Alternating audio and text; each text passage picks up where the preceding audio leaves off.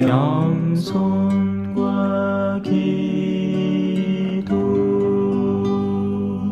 찬미 예수님. 그때 세리들과 죄인들이 모두 예수님의 말씀을 들으려고 가까이 모여들고 있었다. 그러자 바리사이들과 율법학자들이 저 사람은 죄인들을 받아들이고 또 그들과 함께 음식을 먹는군 하고 투덜거렸다. 예수님께서 그들에게 이 비유를 말씀하셨다. 어떤 사람에게 아들이 둘 있었다. 그런데 작은 아들이 아버지, 재산 가운데에서 저에게 돌아올 몫을 주십시오 하고 아버지에게 말하였다. 그래서 아버지는 아들들에게 가산을 나누어 주었다. 며칠 뒤에 작은 아들은 자기 것을 모두 챙겨서 먼 고장으로 떠났다. 그러고는 그곳에서 방종한 생활을 하며 자기 재산을 허비하였다. 모든 것을 탕진하였을 즈음 그 고장에 심한 기근이 들어 그가 곤궁에 허덕이기 시작하였다. 그래서 그 고장 주민을 찾아가서 매달렸다. 그 주민은 그를 자기 소유의 들로 보내어 돼지를 치게 하였다. 그는 돼지들이 먹는 열매 꼬투리로라도 배를 채우기를 간절히 바랐지만 아무도 주지 않았다. 그제야 제정신이 든 그는 이렇게 말하였다. 내 아버지의 그 많은 품팔이꾼들은 먹을 것이 남아 도는데 나는 여기에서 굶어 죽는구나. 일어나 아버지께 가서 이렇게 말씀드려야지. 아버지, 제가 하늘과 아버지께 죄를 지었습니다. 저는 아버지의 아들이라고 불릴 자격이 없습니다. 저를 아버지의 품팔이꾼 가운데 하나로 삼아 주십시오. 그리하여 그는 일어나 아버지에게로 갔다. 그가 아직도 멀리 떨어져 있을 때 아버지가 그를 보고 가엾은 마음이 들었다. 그리고 달려가 아들의 목을 껴안고 입을 맞추었다. 아들이 아버지에게 말하였다. 아버지, 제가 하늘과 아버지께 죄를 지었습니다. 저는 아버지의 아들이라고 불릴 자격이 없습니다. 그러나 아버지는 종들에게 일렀다. 어서 가장 좋은 옷을 가져다 입히고 손에 반지를 끼우고 발에 신발을 신겨 주어라. 그리고 살진 송아지를 끌어다가 잡아라. 먹고 즐기자. 나의 이 아들은 죽었다가 다시 살아났고 내가 잃었다가 도로 찾았다. 그리하여 그들은 즐거운 잔치를 벌이기 시작하였다. 그때 큰아들은 들에 나가 있었다. 그가 집에 가까이 이르러 노래하며 춤추는 소리를 들었다.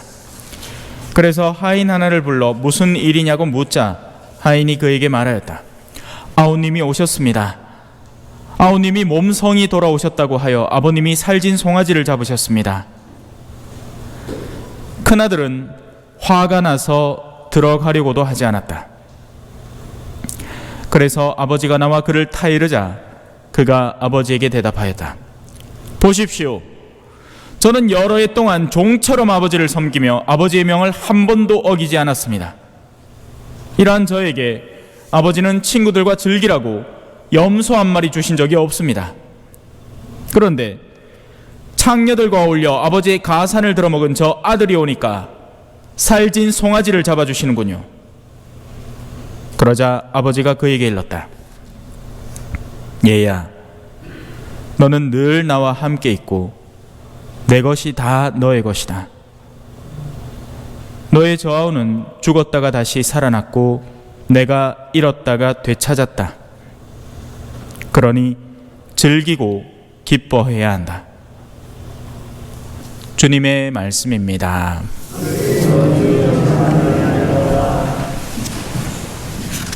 찬미 예수님, 한 주간 잘 보내셨어요? 대답이 시큰둥하다, 그죠? 요새 주변에 코로나 걸렸다는 사람 많죠? 네. 오늘만 해도 저도 들었습니다. 조심하세요, 항상. 자, 드디어 사순사주일이 시작됩니다. 그래서 오늘은 특별히 초색깔이 희한하지요. 핑크하지, 그지? 우리 친구들 좋아하는 색깔 핑크. 예. 왜냐하면 이제 보라색에서 기쁨으로 잠깐 넘어가는 시간이기 때문입니다. 전례적으로는 그래요. 아이고 마 사순 4주일 다 됐는데 아직 성사도 안 바꿨나, 뭐 이런 거죠. 이제는 다들 마음을 깨끗이 하고 하느님의 기쁨의 영역을 받아들이면서 사순에 이제 정반대로 바뀌는 방향으로 가는 겁니다. 전만 해도 하느님과 반목하고 있었다면 이제는 마음들이 하느님께로 향해 있는 그 과정을 거쳐야 오늘이 이해가 되는 겁니다. 물론 사람들의 마음이 다 똑같이 일순간에 움직이지는 않죠. 사람은 저마다 다 다른 상황을 살고 있고 누군가는 그렇게 될 수도 누군가는 그렇게 되지 않을 수도 있지만 전례적으로는 사순을 4주간 동안이나 열심히 우리의 어둠에 대해서, 죄에 대해서 뉘우쳐야 한다고, 회개해야 한다고 하는 어떤 필요성을 부르짖는다면 당연히 그때쯤이면 이제는 다들 죄를 씻고 주님의 부활을 보다 열린 마음으로 기다리는 마음을 갖겠거니 하고 전례적으로 만들어 놓은 시기인 겁니다. 그래서 원래 사제 제의의 색깔도 분홍색이어야 되는데 저는 하루만 입을 제의로 분홍색을 할 마음은 없어서 그냥 보라색을 입고 나왔어요. 음서. 자, 그래서 오늘 복음을 조금 살펴봅시다.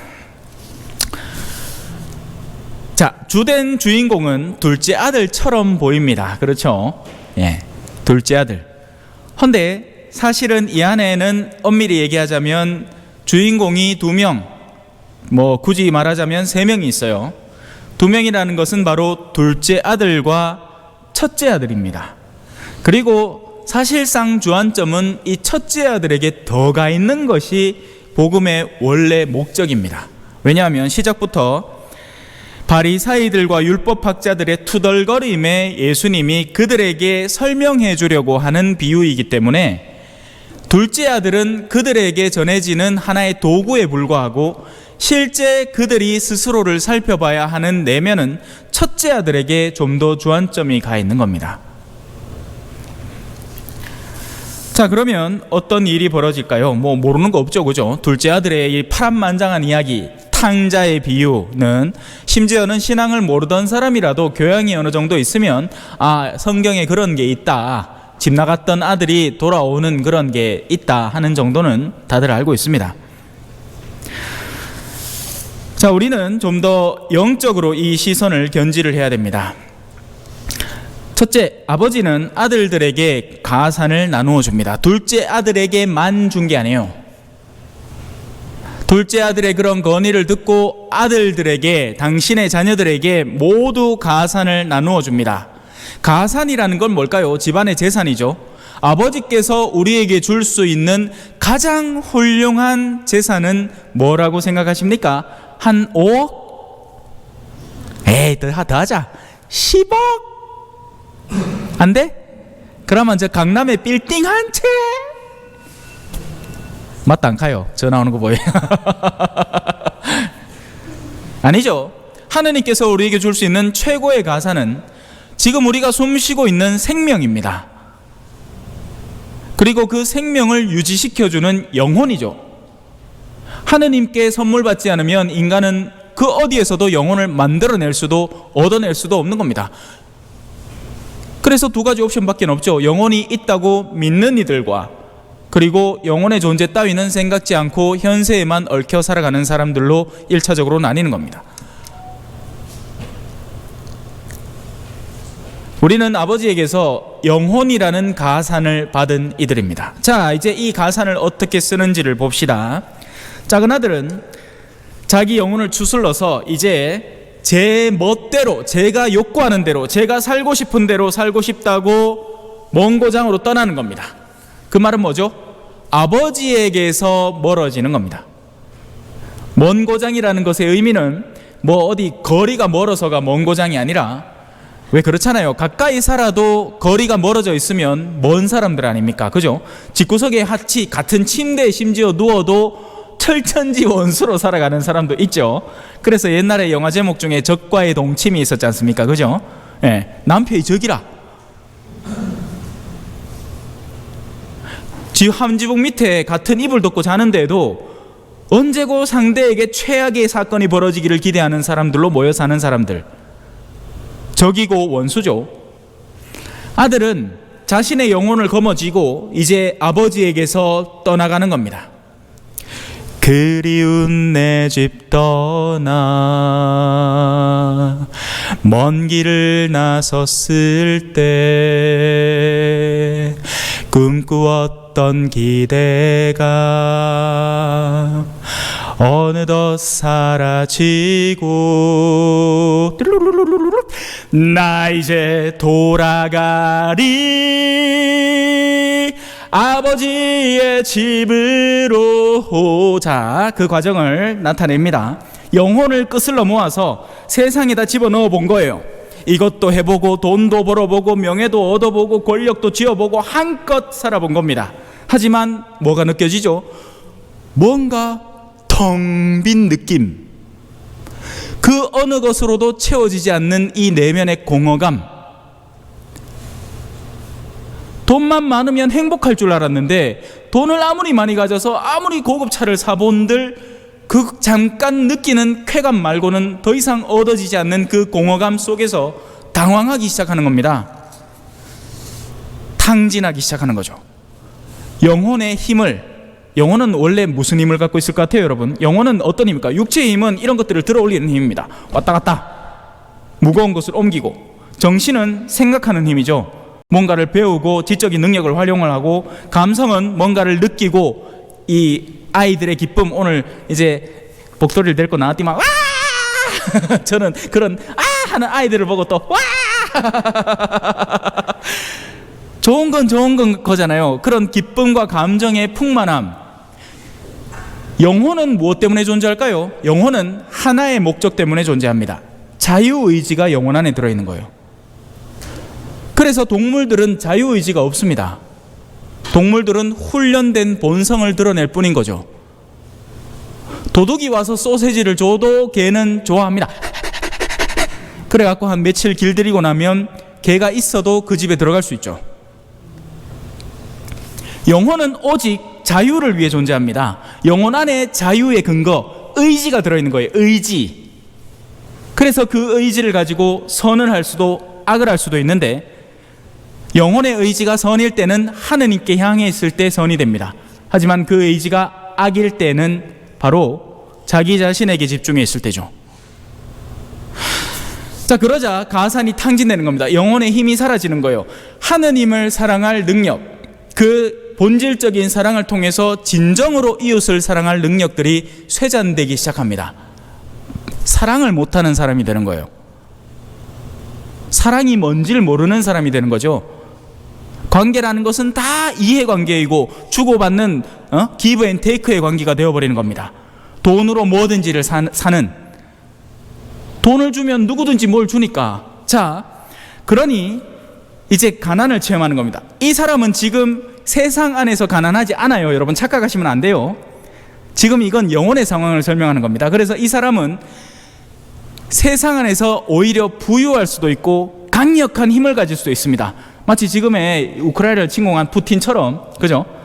그가 앉는 탁자 보셨어요? 길 따라 해가 혹시나, 그죠? 예? 그 누가 총 들고 쏘마 금방 피하려고 저래 멀리 한 차가, 예? 무슨 사랑을 느끼겠어요? 어디서 사랑을 느끼겠습니까? 어디서 영원히 안도할 수 있을까요? 그 어디에서도 안식을 취하지 못하는 겁니다. 불안한 거죠. 세상 믿을 사람 한 개도 없다 싶고, 그죠? 얼마나 불쌍한 영혼이에요. 오히려 진짜 그 가련한 영혼을 위해서 기도가 필요할지도 모릅니다. 그죠? 아무도 기도해 주지 않을 거잖아. 전 세계가 지금 증오하고 있지 않습니까? 모든 것을 탕진할 즈음에 이제 그 고장에 기근까지 드는 겁니다. 자, 예를 들어서 이런 코로나 시대를 맞이하면서 그나마 그전에는 찾아보던 이웃들, 그나마 그전에는 인사라도 나누던 사람들, 요즘 어떻게 돼요? 행여 코로나 걸릴까 싶어서 이제 안 보죠, 잘. 예. 그러니 뭐든지 막 메말라가기 시작하는 겁니다. 사랑이, 그나마 존재하던 사랑조차도 메말라가는 거예요. 예. 전에는 가게 들어가면 어서 오십시오 손님, 무엇이 필요하십니까 하는 가식적인 인사라도 받았지만 지금은 QR코드 찍으시고요. 멀찍이 떨어져가. 손 넘어오지 마세요. 네, 거기서요. 네, 온도 체크하시고요. 물론 지금은 안 하죠. 자, 이제 그러면 어떻게 되느냐? 배고픈 겁니다. 몸은 배고프면 음식을 찾죠. 예, 저도 미사 들어오기 전에 이제 참외 하나 깎아 먹고, 예, 빵 쪼가리 남아있던 거 하고 우유하고 이래 먹고 들어왔지만, 배고프면 음식을 찾듯이 영혼이 고프면 뭘 찾겠어요? 사랑을 찾는 겁니다. 하지만 이 멍청한 사람은, 아버지에게서 멀어져 있는 이 사람은 그 사랑을 어디서 찾느냐? 채워질 수 없는 사랑에서 채우려고 시도를 하는 겁니다. 그래서 그 고장 주민, 아버지를 찾아갔어야죠. 그 고장 주민들을 찾아가서 뭐 좀 먹을 걸 주십시오. 제가 지금 마음이 공허한데요. 이 마음을 어떻게 채워볼 수 있을까요? 아, 마음이 공허하십니까? 요즘은 웰빙 시대라 가지고 명상을 제대로 하면 마음을 채울 수 있습니다. 책을 한번 읽어보십시오. 이 영화를 한번 보세요. 여러분들의 마음을 채우고 싶으세요? 그러면 이런 것들을 해보세요. 저런 것들을 해보세요. 자, 여러분들이 불행한 이유는 이 새로운 아파트에 살지 않아서 그래요. 이 아파트에 살면 여러분의 수준을 한층 업그레이드 시켜드립니다. 그러니 빨리 분양받으시고 이 아파트 안에 들어가 사세요. 그러면 마음이 채워질지 혹시 누가 압니까? 갖은 시도를 다 해보지만 마음은 채워지지 않는 겁니다. 돼지들이 먹는 열매 꼬투리, 돼지들이 상징하는 것은 부의 상징입니다. 실제 돼지가 아니고, 예. 그런 돼지들, 온갖 탐욕에 시달리는 그런 돼지들이 먹는 열매 꼬투리, 세상의 부와 명예와 권력을 애써 쥐려고, 그걸 통해서 자신의 존재감을 회복하려고 애를 써보지만 안 되는 거죠. 떠올랐던 비행기는 어떻게 되죠? 반드시 내려옵니다. 제가 이제 만화를 그렸거든요. 신학교 내내 만화를 그렸고, 그리고 이제 보좌 신부가 되면서 만화책을 하나 출간을 했어요. 그러자 지역 방송국에서 아침 생방송을 출연을 시킨 겁니다. 만화 그리는 신부 해가지고. 그때뿐입니다, 여러분. 그때뿐이에요. 그때 이해했어요. 아, 내가 비행기 태워져서 높아지는 느낌을 받았어요. 한 번도 관심 없던 사람까지 전화해가지고 아이고 신부님 TV 나왔대요 하면서 인사를 막 해. 와, 그러니까 내가 막 비행기 탄 느낌이에요. 쭉 올라갑니다. 하지만 그 다음에 어떻게 되겠어요? 팍 쉬고 봅니다. 볼리비아 갈 때도 비슷한 일이 있었어요. 교사들 그죠? 신부님 이제 가시면 어떡해요? 신부님 못 잊을 거예요 하고는 6개월 만에 있더라. 얼마 안 가요. 사람 마음 다 거기서 거깁니다. 결혼하면 억시 좋을 것 같죠? 몇 개월 갈 것 같아요? 내 안 해봐 모르지만 여러분은 알 거 아닙니까? 그죠? 그 다음부터는 현실이 시작되는 겁니다. 모든 것은 올랐다가 그 다음에는 가파르게 오른 만큼 깎아진 듯이 내려가는 겁니다. 돈도 명예도 권력도 그래요. 집착하면 안 되는 거죠. 자, 이제 제정신이 든 겁니다. 아, 이게 아니구나. 아무리 내가 여기에서 내 영혼을 채울 건덕지를 찾아보려고 하지만 그 어떤 것도 내 영혼을 채워주지는 못하는구나. 이제 아버지가 떠오르는 겁니다. 아버지의 집에는 먹을 것이 남아 도는 거예요. 은총이 넘쳐 흘러서 오는 사람들 누구나 성체를 받아 모실 수 있고 와서 사랑받을 수 있고 품에 안길 수 있고 언제든지 성당에 와서 의탁할 수 있고 성체 앞에 조용히 무릎 꿇고 기도할 수 있고 누구든지 성당에 와서 하느님의 사랑을 갈구하면 그분은 아낌없이 주시는 분이신데 헛된 데에서 열심히 영혼을 채울 것을 간구해 왔던 거죠. 이제 돌아가겠다는 마음이 든 겁니다. 그래서 이 둘째 아들은 이미 이때부터 산 거예요. 왜? 자, 아버지의 반응을 한번 볼까요? 그가 아직도 멀리 떨어져 있을 때 아버지가 그를 보고 가엾은 마음이 들었다. 하느님은 늘 주시하고 있었던 겁니다. 그저 방향만 바꾸기를. 네가 나한테 자 너무 멀리 떨어져서 서울부터 해가지고 이제 아버지 집을 떠나겠다고 부산까지 갔는데 가보 있긴 해. 왜 그렇잖아요. 우리 어떤 때는 사이클 탄다고, 그죠? 자전거 탄다고 멀리 갔는데 돌아올 힘이 없어. 다리가 다 풀리가. 근데 아버지가 그의 방향 전환만 기다리고 있었던 거죠. 그리고는 당신이 버선발로 쫓아갑니다. 그리고는 그를 데리고 오죠. 거기에서 멈추지 않아요. 자, 아들이 원래 준비한 대사가 있습니다. 지금 오늘 복음을 유심히 잘 살펴보시면요, 똑같은 구절이 반복되는 게 있습니다. 아버지, 제가 하늘과 아버지께 죄를 지었습니다. 저는 아버지 아들로 불릴 자격이 없습니다. 그리고는 저를 아버지의 품팔이꾼 가운데 하나로 써주십시오. 요 대사를 쳐야지 하는데, 대사가 끝나기도 전에 아버지가 필요 없다. 너의 회개의 과정은 이미 완료되었다. 네가 마음을 돌이킨 그 순간부터 너는 이미 내 아들이고 나는 이제 너에게 선물밖에 줄 것이 없다. 자, 어서 가장 좋은 옷을 입혀라. 여러분, 어둠에 빠져 있다가 빛으로 나온 사람의 내면만큼 더 단단한 믿음을 가진 내면은 없습니다. 원래 그래요. 사람 마음이라는 게 그렇습니다. 항상 좋으면요, 그게 좋은 줄 모릅니다. 그게 부족해 볼 때 좋다는 걸 이해하게 되죠. 항상 숨 쉬고 있으면 공기가 존재하는지도 몰라요. 언제 깨닫게 되죠? 물에 빠져보마. 제 어릴 때 항상 그 기억이 있어요. 이 계곡에서 노는데 힘이 다 빠져가지고 꼴깍꼴깍 넘어가는 거예요. 네. 손에 반지를 끼우고 발에 신발을 신겨주어라. 품위를 되찾아주는 겁니다. 영혼의 품위를 되찾아주는 거죠.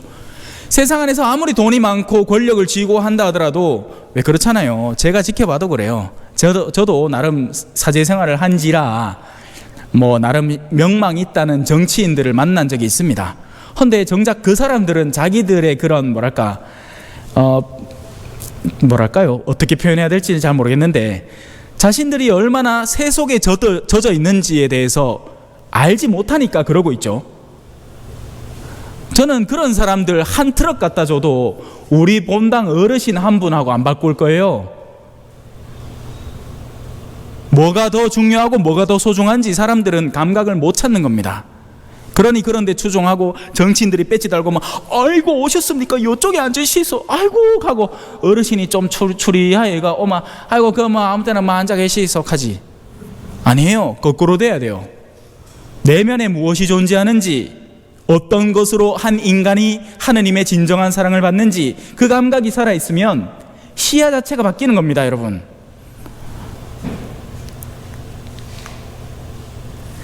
자, 이제 그들의 잔치가 시작됩니다. 아버지의 마음이 이해되시는지 모르겠어요. 아버지는 그런 분이에요. 우리 아버지는 그런 분입니다. 우리 하느님은 돌아오는 아들을 버선발로 나가서 온갖 것으로 품어 안으시는 아버지예요. 이 아버지는 처음부터 그랬고 끝까지 그러하실 겁니다. 자, 이제 문제가 어디서 발생하느냐? 첫째 아들입니다. 둘째 아들은 도구였어요. 아버지의 사랑이 그렇게 뛰어나다는 것을 역으로 증명할 도구. 문제는 첫째 아들이었던 겁니다. 뭐가 바뀐 거죠? 하나도 안 바뀌었습니다. 첫째 아들의 마음만 바뀌었습니다. 자신이 구축한 아버지의 이미지가 나는 안 돌보고 둘째 아들은 가산을 덜어먹고 돌아왔는데 사랑해준다 하는 앙심과 분노가 첫째 아들의 내면에서부터 시작된 겁니다. 아버지는 단 한 번도 바뀐 적이 없어요. 아버지는 가산을 나눠줄 때도 아들들에게 똑같이 다 줬고요. 그런데 이 아들은 울며 겨자 먹기로 아버지의 집에 일하고 있었던 거죠. 우리 천주교 신앙인들의 내면 안에 이런 점들이 가끔씩 발견이 됩니다. 신앙생활을 하긴 하는데 좋아서 설레서 아버지가 정말 기뻐서가 아니라 울며 겨자 먹기로, 안 하면 성사 봐야 되니까 귀찮아서, 그래서 하는 겁니다. 그러던 차에 누가 추월한 느낌이 드는 거예요. 맹탕 밖에서 놀더나가 이제 가로늦게 세례 받겠다고 와가지고 사랑을 더 담뿍 받으니까, 아니 저런 사람은 저렇게 세례 받으면 안 되지. 시험도 치고 내가 지금까지 50년 60년 동안 신앙생활을 얼마나 빡시게 왔는데 보자, 주님에게도 똑바로 하면 해보소. 그것도 못 외우면서 세례받으라 하나. 물론 이런 사람은 없겠지만 내면 안에서 어떤 시기와 분노가 작용하는 겁니다. 후발주자가 레조에 들어왔어요. 그리고는 정말 하느님을 더 알겠다는 그런 열정에 사로잡히는데, 선배 레지오 다넌이라는 사람이 말도 안 되는 엉뚱한 것들로 그를 자꾸 시련에 들게 하는 겁니다. 바리사이 같은 사람인 거죠. 율법학자 같은 사람인 겁니다. 쓸데없는 규율들로 그를 자꾸 넘어지게 해서 그의 의욕을 꺾어버리려는 거죠. 그래서 아버지는 그에게도 따스함으로 다가섭니다. 얘야, 너는 늘 나와 함께 있고 내 것이 다 너의 것이다. 헌데 그 너의 것인 영역을 이 아들은 어떻게 하죠? 자, 잘 보세요. 큰 아들은 화가 나서 이제 자기가 들어가려고도 하지 않는 겁니다.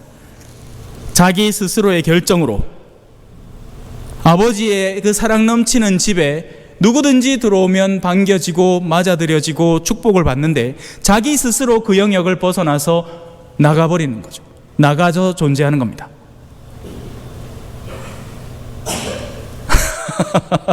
사람의 마음이란 참 오묘한 거죠. 예. 자신의 내면의 생각이 뒤틀려 있으면 아무리 좋은 것도, 여러분도 그렇죠. 사실 자식들 중에, 그죠?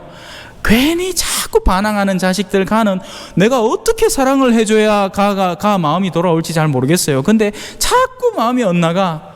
내 마음은 크게 변한 게 없는데, 물론 뭐 어떤 때는 우리가 실수하기도 하고 뭐 해서 그 아이가 그것 때문에 화를 낼 수 있겠죠. 그런 거야 내가 잘못했다 하면 끝나는 건데, 그게 아닌 거죠. 어떤 아이는 그냥 막 반항하는 겁니다. 하느님의 마음은 이거 하나뿐입니다. 너의 저하우는 죽었다가 다시 살아났고 내가 잃었다가 되찾았다. 그러니 즐기고 기뻐해야 한다. 하느님과 화해하십시오. 화해는 온전히 우리의 몫입니다. 왜냐하면 하느님은 버선발로 항상 우리를 지켜보고 계시니까요. 하느님과 화해하십시오. 아멘. 찬미 예수님, 겸손과 기도.